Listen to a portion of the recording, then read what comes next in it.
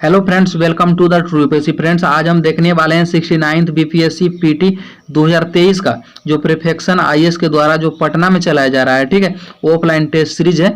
यह paid test series है और ये टेस्ट सीरीज पांचवा टेस्ट सीरीज हुआ है जो 27 मई को हुआ है। ठीक, यह ज्योग्राफी का पूरा फुल टेस्ट सीरीज था जिसमें कि पार्ट 1 कवर करा दिया और पार्ट 2 आज कवर करा रहे हैं। ठीक है, चैनल पर नए होंगे चैनल को सब्सक्राइब कर दीजिएगा और बेल आइकन को भी प्रेस कर दीजिएगा। चलिए शुरू करते हैं। पहला क्वेश्चन है कि निम्नलिखित कथनों पर विचार करें।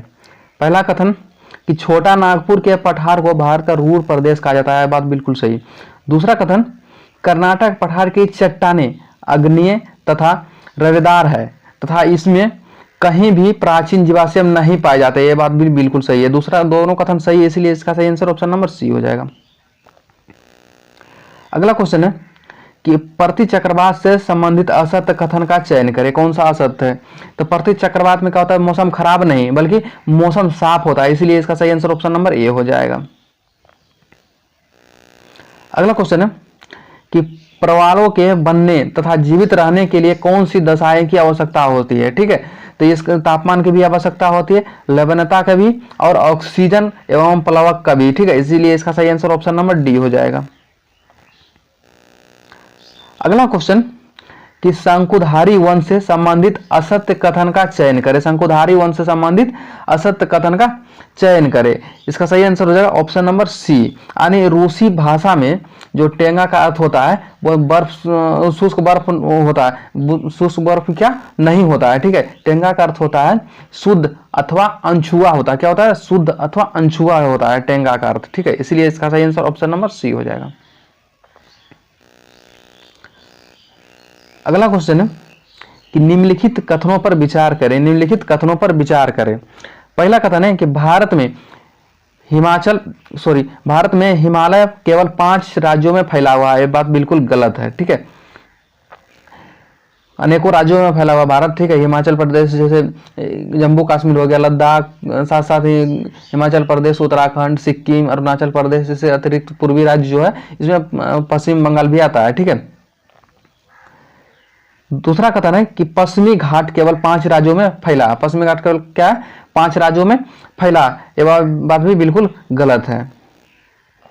पश्चिमी घाट जो है 5 राज्यों में नहीं बल्कि गुजरात, महाराष्ट्र, गोवा, कर्नाटक, केरल तथा तमिलनाडु में भी फैला है। ठीक है, पुलकित झील केवल 2 राज्यों में फैली है, ये बात बिल्कुल सही है। पुलकित झील क्या है? 2 राज्यों में फैली हुई है। तो क्या पूछ रहा है? सही कथन पूछ रहा था। इसका सही आंसर ऑप्शन नंबर सी हो जाए, बी हो जाएगा। यानी पुलकित झील जो है पूर्वी तट पर स्थित है जो आंध्र प्रदेश और तमिलनाडु के राज्य में फैला हुआ है।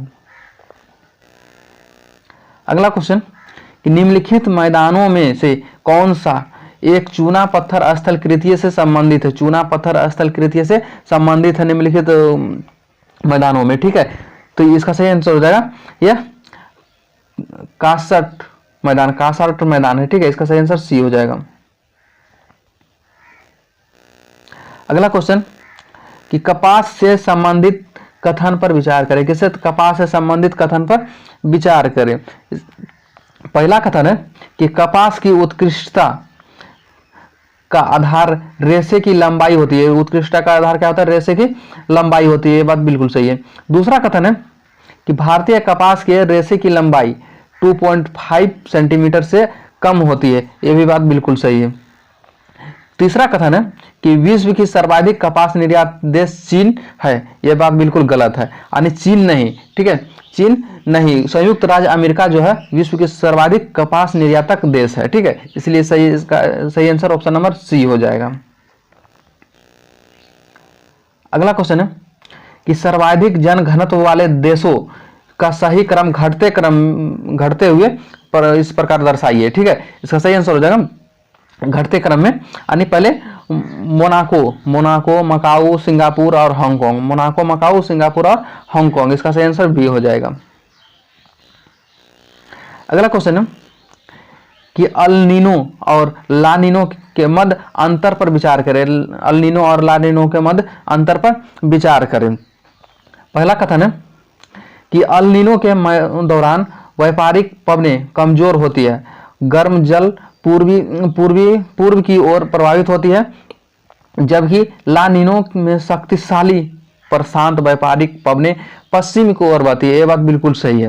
दूसरा कथन है कि अल नीनो घटना भारतीय मानसून को मजबूती प्रदान करती है, जबकि लाल नीनो भारतीय मानसून को कमजोर करती है। ये बात बिल्कुल गलत है। यानी ला नीनो जो है, लाल नीनो शक्तिशाली प्रशांतीय व्यापारिक पवनें बल्कि पश्चिम की ओर प्रभावित होती है। शांत जल सतह उठता है। इससे क्या होता है? शांत शीत जल सतह उठता है।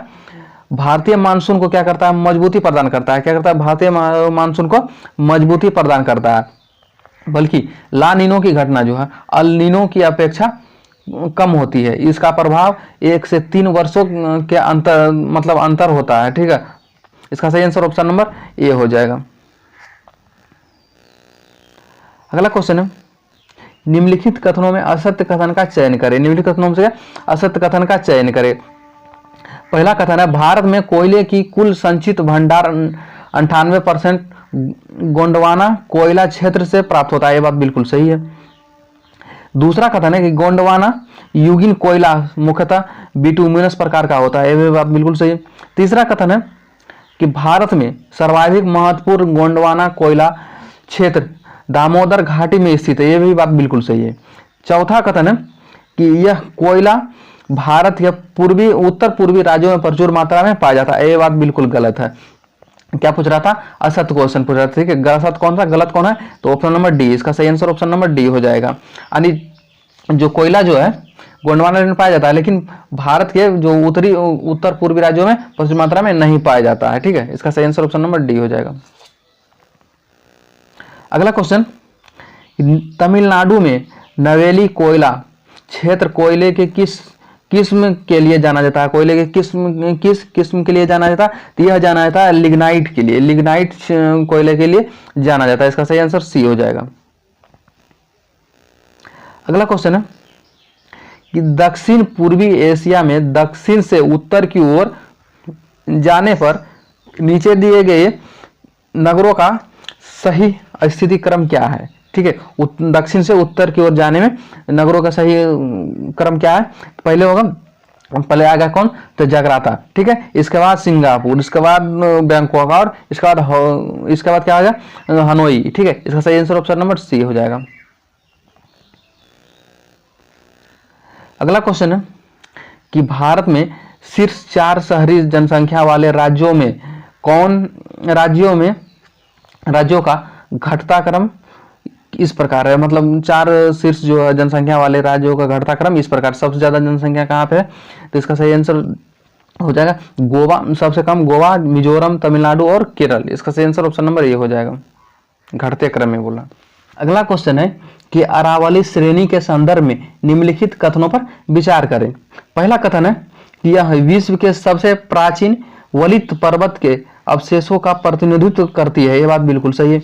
दूसरा कथन है कि साबरमती एवं लूनी नदी का उद्गम स्थल कहाँ है? तो अरावली पर्वत श्रेणी में। ठीक है, इसका भी ऑप्शन दूसरा भी सही है। इसका सही आंसर ऑप्शन नंबर सी हो जाएगा।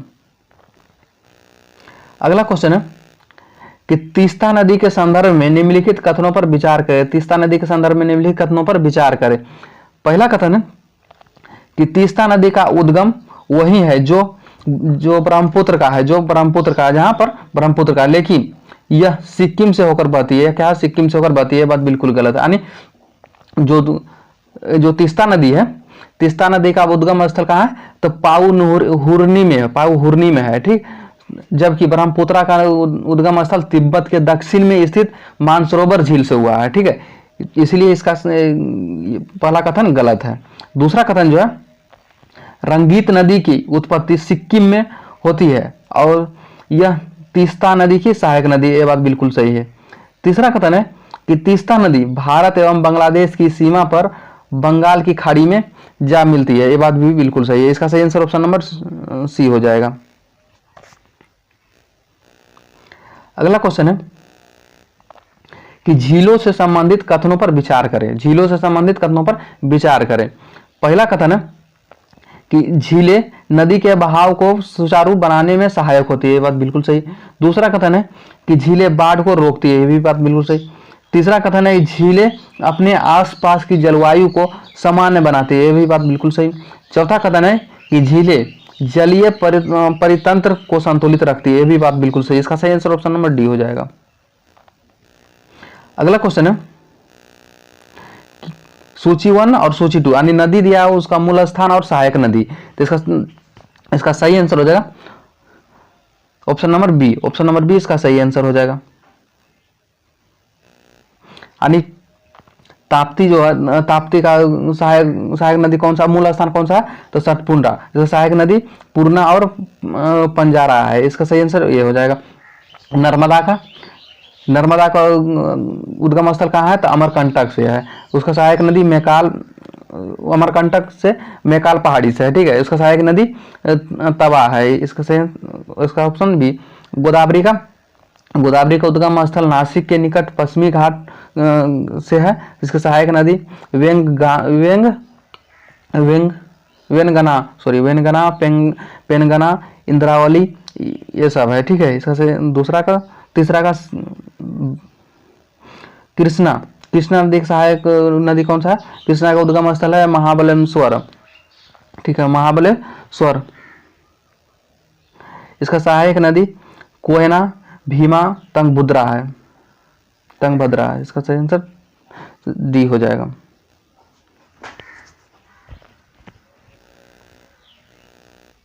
अगला क्वेश्चन है कि निम्नलिखित में से किसे जैव विविधता का जनक कहा जाता है। निम्नलिखित में किसे जैव विविधता का जनक कहा जाता है, यह कहा जाता है एडवर्ड ओ विलियम्स को, ठीक है। इसका सही आंसर सी हो जाएगा। अगला क्वेश्चन है कि दिल्ली में जोधपुर से अधिक वर्षा क्यों होती है, ठीक है। इसका रीजन है कि उत्तरी भारत में वर्षा की मात्रा जो है पूर्व से पश्चिम की ओर घटती जाती है, यह बात बिल्कुल सही है, ठीक है। इसका सही आंसर सी हो जाएगा। अगला क्वेश्चन है निम्नलिखित कथनों में असत्य कथन चुनिए, ठीक है। पहला कथन है कि एक नदी को उसकी सहायक नदी द्वारा अप्रवाहित क्षेत्र को अपवाह द्रोणी कहते हैं, ये बात बिल्कुल सही है। दूसरा कथन है कि एक अपवाह द्रोणी को दूसरे से अलग करने वाली सीमा को जल विभाजक कहते हैं, ये भी बात बिल्कुल सही है। तीसरा कथन है कि बड़ी नदियों के अप्रवाहित क्षेत्र को जल संभार कहते हैं, ये बात बिल्कुल गलत है, ठीक है। जो जल संभार होता है छोटी नदियों एवं नालों द्वारा अप्रवाहित क्षेत्र को कहते हैं जल संभार कहते हैं। चौथा कथन है कि नदी द्रोणी का आकार बड़ा होता है जबकि जल संभार का आकार छोटा है, तो बिल्कुल सही है, ठीक है। इसका पूछा असत कथन पूछ रहा था, ऑप्शन नंबर सी इसका सही आंसर हो जाएगा। अगला क्वेश्चन है कि भूमध्य सागरीय कृषि से संबंधित तथ्य पर विचार करें। भूमध्य सागरीय कृषि से संबंधित तथ्य पर विचार करें। पहला कथन है इस क्षेत्र में अंगूरों के उच्च गुणवत्ता वाले शराब की उत्पादन किया जाता है, ये बात बिल्कुल सही। दूसरा कथन है भूमध्य सागरीय कृषि दक्षिणी कैलिफोर्निया, चिली के मध्य भाग, ऑस्ट्रेलिया के दक्षिणी भागों में भी पाई जाती है, यानी जाती है, ठीक है। ये बात बिल्कुल सही है, दूसरा कथन भी सही है, यानी ऑप्शन नंबर सी सही होगा। अच्छा, अगला क्वेश्चन है कि दुनिया का पहला देश जिसने जल विद्युत का विकास किया था, दुनिया का पहला देश जिसने जल विद्युत का विकास किया था, ठीक है। इसका सही आंसर हो जाएगा नॉर्वे। कहाँ हुआ था, तो नॉर्वे में जल विद्युत का विकास हुआ था, ऑप्शन नंबर ए इसका सही आंसर हो जाएगा। अगला क्वेश्चन है कि निम्नलिखित उद्योगों में कौन सा उद्योग सनराइज उद्योग नहीं है। कौन सा उद्योग जो है सनराइज उद्योग नहीं है, तो इसका सही आंसर होगा जल विद्युत से संबंधित उद्योग जो है जल विद्युत से संबंधित उद्योग क्या है, सनराइज उद्योग नहीं है। यानी सनराइज उद्योग किसे कहते हैं, तो उभरते हुए उद्योग को सनराइज उद्योग कहते हैं। इनमें सूचना प्रौद्योगिकी, स्वास्थ्य लाभ, सत्कार तथा ज्ञान से संबंधित उद्योग शामिल होते हैं। विशेषता इसका क्या है, तो उच्च विकास दर, स्टार्टअप और उद्यम पूंजी निधि शामिल है इसमें, ठीक है। इसलिए इसका सही आंसर ऑप्शन नंबर डी हो जाएगा। अगला क्वेश्चन है कि साइबर कृषि का कृषि में होने वाले सकारात्मक प्रभावों के संबंध में निम्नलिखित कथनों पर विचार करें, ठीक है। साइबर कृषि का कृषि में रहने सकारात्मक प्रभावों का संबंध से विचार करें, ठीक है। पहला कथन है कि जल का उचित प्रयोग, ये भी बात बिल्कुल सही है। दूसरा कथन है कि ऊर्जा का सही उपयोग, ये भी सही है। तीसरा कथन है कीटनाशकों का युक्त प्रयोग, ये भी बात बिल्कुल सही है। चौथा कथन है अधिक उत्पादन, ये भी बात बिल्कुल, यानी चारों ऑप्शन सही है इसका, इसलिए सही इसका आंसर ऑप्शन नंबर सी हो जाएगा। अगला क्वेश्चन है निम्नलिखित में से कौन सा तथ्य वायुदाब को प्रभावित करने वाले कारक हो सकते हैं? कौन सा तत्व जो वायुदाब को प्रभावित करने वाले कारक हो सकते हैं? तो यह हो सकता है तापमान, समुद्र तल से ऊंचाई और पृथ्वी का घूमना, ये तीनों क्या है वायुदाब को प्रभावित कर सकता है। ठीक है, इसीलिए इसका सही आंसर ऑप्शन नंबर डी हो जाएगा।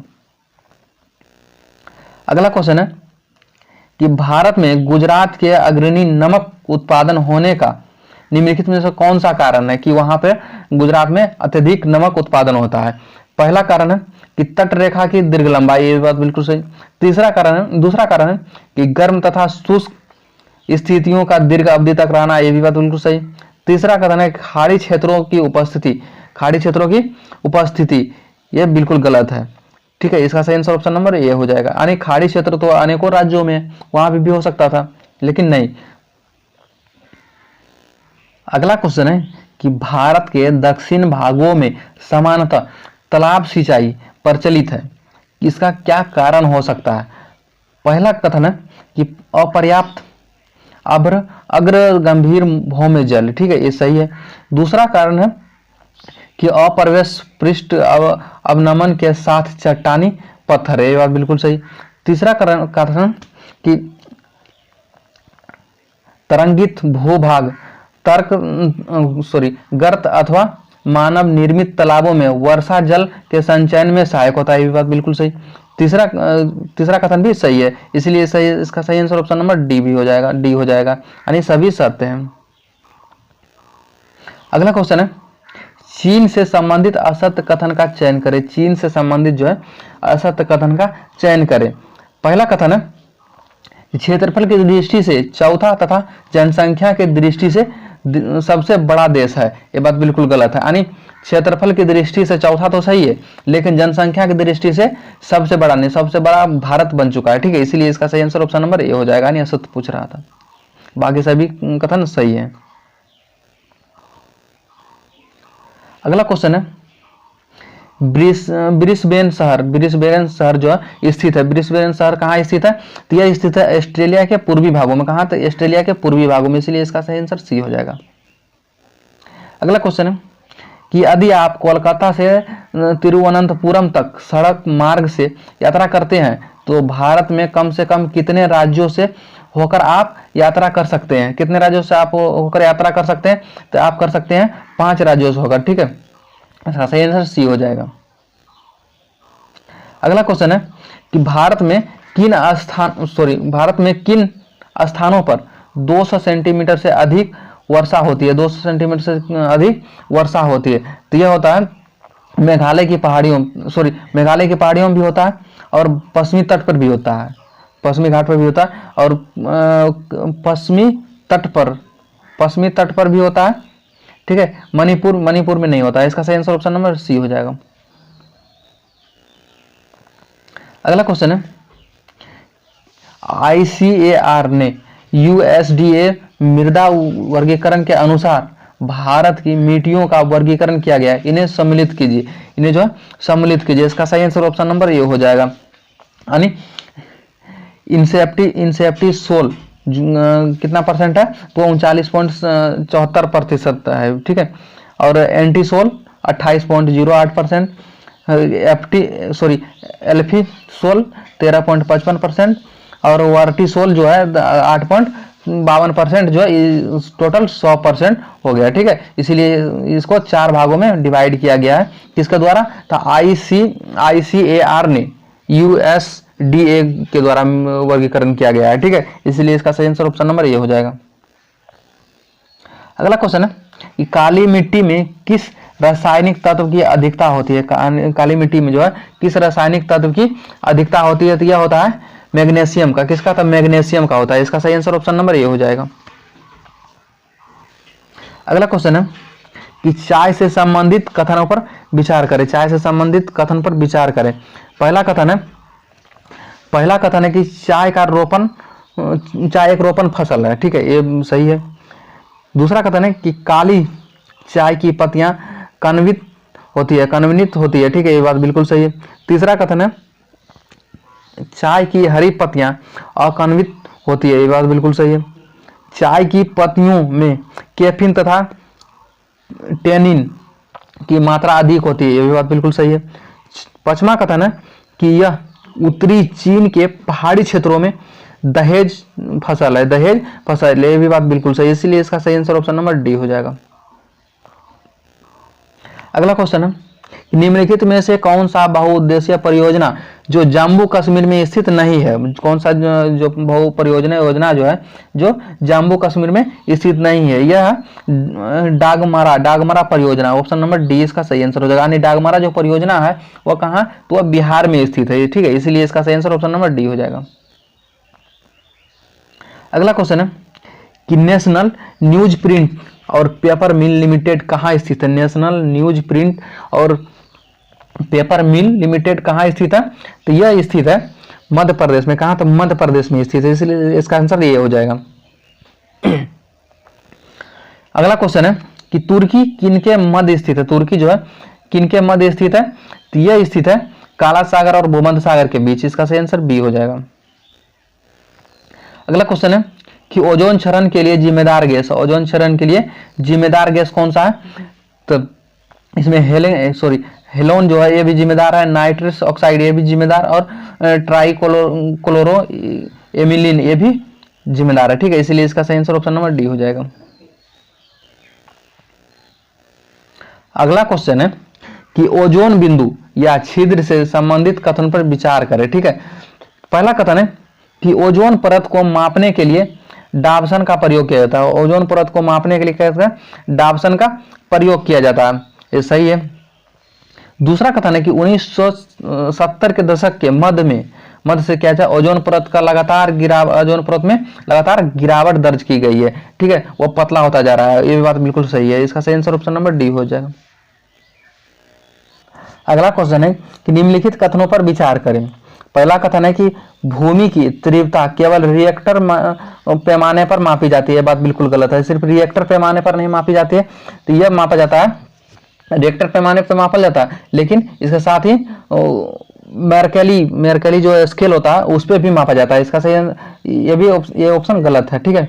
दूसरा कथन है कि तुर्की दो अंतोलियन टेक्टोनिक प्लेट पर स्थित है, दो अंटोलियन टेक्टोनिक प्लेट पर स्थित है, जिसकी सीमा पर दो मुख्य भ्रंश है, उत्तरी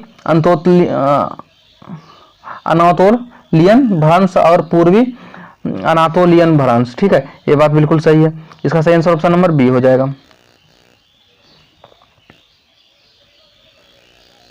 अगला क्वेश्चन है कि भूगोल में नियतिवाद विचारधारा के समर्थक है, भूगोल में जो है नियतिवाद विचारधारा से समर्थक कौन कौन से, तो यह है रेटजेल भी इनके समर्थक है और हंटिंगटन भी इनके समर्थक है, इसका सही आंसर ऑप्शन नंबर बी हो जाएगा। अगला क्वेश्चन कि आकार के अनुसार ग्रहों को आरोही क्रम में व्यवस्थित कीजिए, आकार के अनुसार जो है ग्रहों को व्यवस्थित कीजिए आरोही क्रम में, ठीक है, पहले वरुण, पृथ्वी और शुक्र, इसका सही आंसर ऑप्शन नंबर ए हो जाएगा। अगला क्वेश्चन है कि क्षैतिज संचयन से चट्टानों में पड़ने वाले लहरनुमा मोड़ को वलन कहते हैं, क्या कहते हैं, वलन कहते हैं। जब वलन की दोनों भुजाओं का झुकाव एवं लंबाई समान होती है तो इस प्रकार के वलन को क्या कहते हैं, तो इस प्रकार के वलन को कहते हैं सममित वलन कहते हैं, इसका सही आंसर ऑप्शन नंबर ए हो जाएगा। अगला क्वेश्चन है उत्तरी मैदान के संदर्भ में निम्नलिखित कथनों पर विचार करें, उत्तरी मैदान के संदर्भ में निम्नलिखित कथनों पर विचार करें। पहला कथन है कि उत्तरी मैदान मूलतः एक भू अभिनति गर्त है, एक क्या है, भू अभिनति गर्त है, बात बिल्कुल सही है, यानी जो उत्तरी या जलोढ़ निक्षेप से निर्मित एक विस्तृत क्या है, समतल भूभाग है, ठीक है। तो यह दूसरा कथन है कि यह मैदान लेटराइट मृदा से बनी है। यह मैदान क्या है? लेटराइट मृदा से बनी है। ठीक है, ये बात बिल्कुल गलत है। लेटराइट मृदा से नहीं बनी है, क्या जलोढ़ मृदा से बनी है। इसलिए इसका सही आंसर ऑप्शन नंबर ये सही हो जाएगा। अगला क्वेश्चन कि मरुस्थलीय भूमि पाई जाने वाली निम्नलिखित भू आकृतियों में से कौन से एक अन्य तीन भिन्न है? एक कौन से मतलब इसमें से तीन भिन्न है, एक अलग है। ठीक है, तो वह कौन सा है? तो वह बालुका जो स्तूप होता है यह भिन्न है, क्योंकि जो यारदंग जुगैन और छत्रक सेल जो है मरुस्थलीय भूमि प्रदेश में जो क्या होता है अपरदन के कारण यह निर्मित होता है। लेकिन बालुका जो है यह किससे निर्मित होता है? तो यह होता है मरुस्थलीय क्षेत्र में पवन के प्रभाव से जब रेत का जमाव टीला मतलब रूप ले लेता है, बन जाता है, तो उसे क्या कहते हैं? उसे बालुका स्तूप कहते हैं। ठीक है, इसीलिए यह अलग है। इसका सही आंसर ऑप्शन नंबर डी हो जाएगा। अलग ही पूछ रहा था। अगला क्वेश्चन है कि कोई मैदान जब पर्याप्त जल उपलब्ध होने पर उथले जल क्षेत्र में परिवर्तित हो जाता है तो इससे एक उथली झील का निर्माण होता है, जिसे हम क्या कहते हैं? तो यह कहते हैं लेगुन झील। क्या कहते हैं? लेगुन झील इसे कहते हैं, लेगुन कहते हैं। इसलिए इसका लेगुन नहीं, प्लाया कहते हैं। क्या कहते हैं? प्लाया कहते हैं। क्या कहते हैं? प्लाया कहते हैं इसको। ठीक है, अगला क्वेश्चन है कि कोरियोलिस बल के संबंध में नीचे दिए गए कथनों पर विचार करें। कोरियोलिस बल के संबंध। ठीक है, पहला कथन है कि कोरियोलिस बल का मान ध्रुवों पर अधिक और विषुवत रेखा पर शून्य होता है। ये बात बिल्कुल सही है। दूसरा कथन है कि कोरियोलिस बल के प्रभाव के कारण पवनें उत्तरी गोलार्ध में अपनी मूल दिशा के दाईं तरफ एवं दक्षिणी गोलार्ध में बाईं तरफ विक्षेपित हो जाती है। ठीक है, ये भी बात बिल्कुल सही है। इसका सही आंसर ऑप्शन नंबर सी हो जाएगा। अगला क्वेश्चन है कि निम्नलिखित लोहा एवं इस्पात कारखानों में से कौन कच्चे माल क्षेत्र के समीप नहीं है? कौन कच्चे माल क्षेत्र के समीप नहीं है? तो यह है दुर्गापुर इसका सही आंसर हो जाएगा। अगला क्वेश्चन है कि गोंडवाना चट्टानें किस समूह की चट्टानों में शामिल है? गोंडवाना चट्टानें जो है किस समूह के चट्टानों में शामिल है? तो यह आर्यन समूह के चट्टानों में शामिल है। इसका सही आंसर सी हो जाएगा। अगला क्वेश्चन है कि निम्नलिखित में से कौन से कथन नाथू लॉ दर्रे के बारे में सही है? नाथू लॉ दर्रे के बारे में कौन सा कथन सही है? ठीक है, पहला कथन है यह सिक्किम को तिब्बत से जोड़ती है। यह क्या है? सिक्किम को तिब्बत से जोड़ती है, सही है। दूसरा कथन है कि यह प्राचीन रेशम मार्ग का मुख्य मार्ग है। ये बात बिल्कुल सही है। तीसरा कथन है कि यह 2008 में फिर से खोला गया था। ये बात बिल्कुल गलत है। ठीक है, यह 2008 में नहीं, यह 5 जुलाई 2006 को इसे फिर से खोला गया था। इसलिए इसका सही आंसर ऑप्शन नंबर बी हो जाएगा। अगला क्वेश्चन है निम्नलिखित में से कौन सी नदियां दक्षिण पश्चिम से उत्तर पूर्वी की ओर प्रभावित होती है? कौन सी नदियां जो दक्षिण पश्चिम से उत्तर पूर्व की ओर प्रभावित होती है? इसका से ये चंबल नदी भी है, उत्तर पूर्व से दक्षिण पश्चिम से उत्तर पूर्व की ओर प्रभावित होती है। सिंध नदी भी है, बेतवा भी है और केन भी है। इसका सही आंसर ऑप्शन नंबर डी हो जाएगा। अगला क्वेश्चन है कि केरल में प्रतिवर्ष नेहरू ट्रॉफी वलाम किल्ली यानी नौका दौड़ का आयोजन किस कयाल में किया जाता है? किस कयाल में किया जाता है? तो यह किया जाता है पुन्नामाद कयाल में। किसमें? तो पुन्नामाद कयाल में किया जाता है। इसका सही आंसर ऑप्शन नंबर बी हो जाएगा। अगला क्वेश्चन है कि कोसी नदी का अपवाह प्रतिरूप है। कोसी नदी का अपवाह प्रतिरूप कैसा है? तो वह आयताकार अपवाह प्रतिरूप है। ठीक है, इसका सही आंसर ये हो जाएगा। अगला क्वेश्चन है कि निम्नलिखित में से किस राज्य में महानदी का विस्तार नहीं है? निम्नलिखित में से किस राज्य में जो महानदी का विस्तार नहीं है? तो यह किस में नहीं है? तो यह झारखंड में नहीं है। इसका सही आंसर ये हो जाएगा। अगला क्वेश्चन है कि पश्चिम की ओर बहने वाली छोटी नदियों में शामिल है। पश्चिम की ओर बहने वाली छोटी नदियों में शामिल है। तो यह भद्रा नदी भी है और वेतरनी नदी ये भी है और शरावती नदी ये भी है। तो यानी तीनों नदी जो है पश्चिम की ओर बहने वाली छोटी नदियां हैं। ठीक है, इसलिए इसका सही आंसर डी हो जाएगा। अगला क्वेश्चन है मानसून को आधुनिक संकल्पना में शामिल है, मानसून की आधुनिक संकल्पना में शामिल है। इसमें कौन कौन से शामिल है? इसमें शामिल है ला नीना, ला नीना भी शामिल है, ठीक है। इसमें कौन? ला नीना भी शामिल है, तिब्बत का पठार भी शामिल है, जेठ हवाएं भी शामिल है और एल नीनो भी शामिल है। इसका सही आंसर ऑप्शन नंबर डी हो जाएगा। अगला क्वेश्चन है कि मानसून के निवर्तन के समय प्रायद्वीप के पूर्वी भागों में किस माह में सर्वाधिक वर्षा होती है? प्रायद्वीप के क्या होता है? पूर्वी भागों में किस समय जो अधिक वर्षा होता है?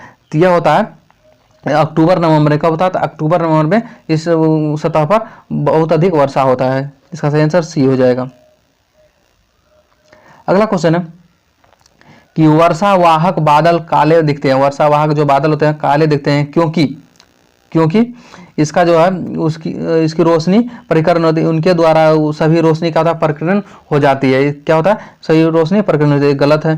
दूसरा कथन है कि उनमें बड़ी संख्या में जल बिंदुक भारी धूप खींच लेती है, ये बात बिल्कुल गलत है। तीसरा कथन है कि वे धूप को दोबारा वातावरण में प्रतिबिंबित करता है, ठीक है, ये सही है, तीसरा कथन सही है। ऐसे चौथा कथन, ऐसे बादलों में जल वाष्प पर अत्यधिक धूल संघनित होते हैं, ये बात बिल्कुल गलत है, ठीक है। इसका सही आंसर ऑप्शन नंबर सी हो जाएगा।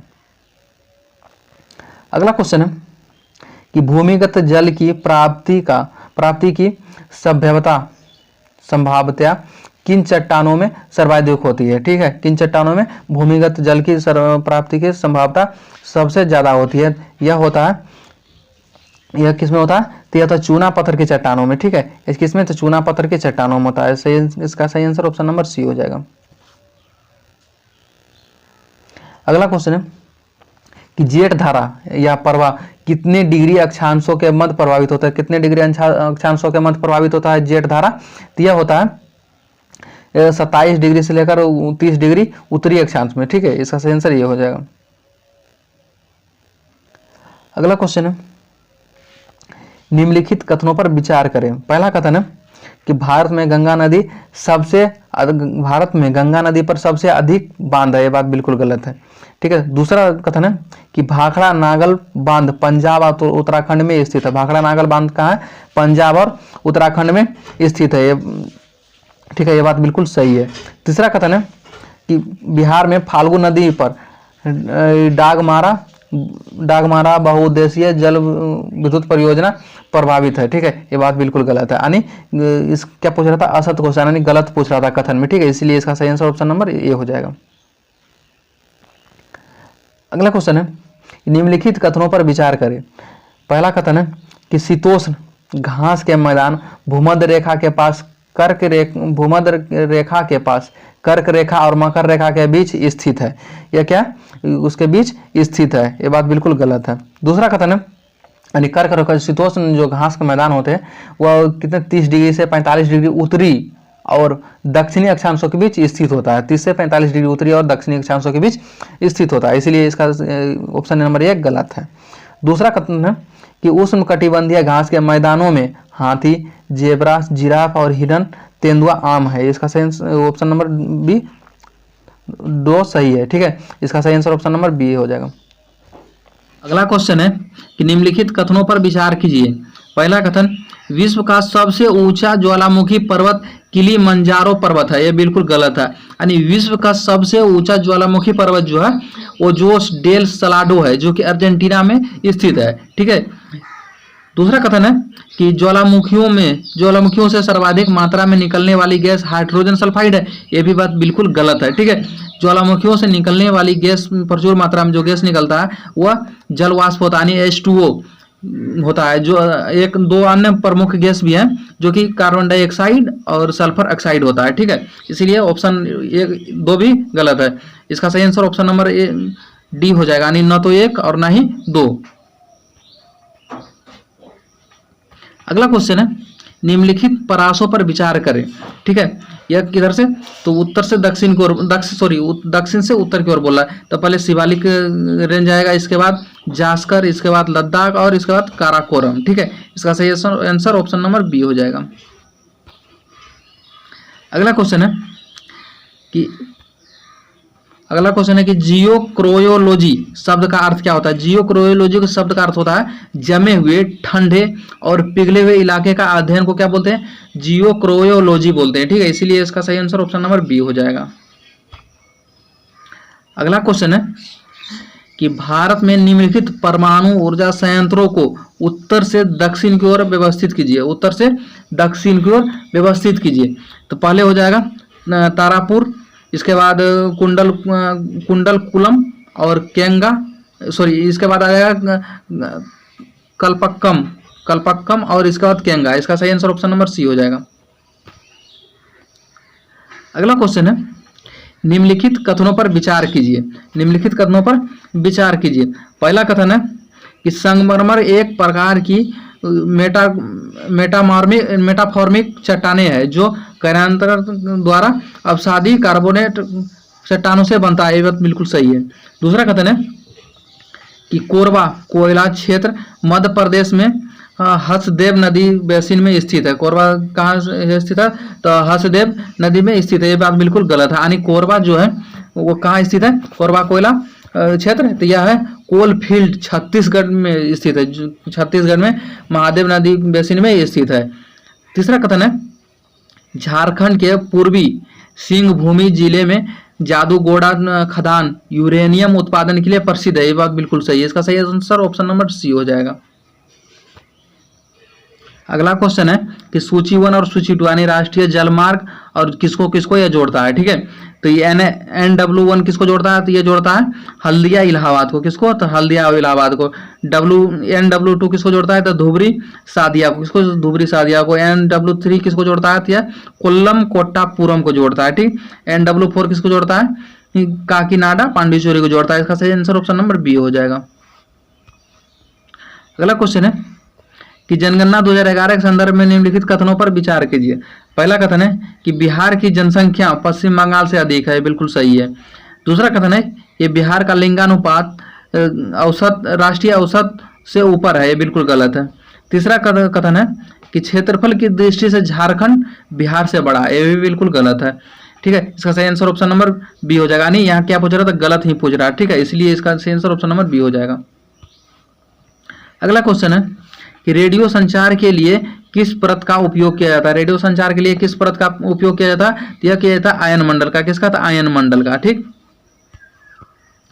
अगला क्वेश्चन है कि जैव मंडलीय आरक्षित क्षेत्र सोचाचलम पहाड़ी किस राज्य में स्थित है। यह है आंध्र प्रदेश में। इसका सही आंसर ये हो जाएगा। अगला क्वेश्चन है कि द पॉपुलेशन बम के लेखक कौन है, तो एहरलिच है। कौन है, तो एहरलिच है। इसका सही आंसर ये हो जाएगा। अगला क्वेश्चन है कि सुमेलित कीजिए, यानी प्रमुख चैनल दिया गया है या जलसंधि विभाजित क्षेत्र दिया, किसको किसको विभाजित करता है। 8 डिग्री चैनल किसको विभाजित करता है, या मालदीव मिनिकाय को विभाजित करता है। 9 डिग्री चैनल किसको, तो मिनिकाय और लक्षद्वीप को विभाजित करता है। 6 डिग्री चैनल किसको, तो ग्रेटर निकोबार द्वीप और सुमित्रा को अलग करता है।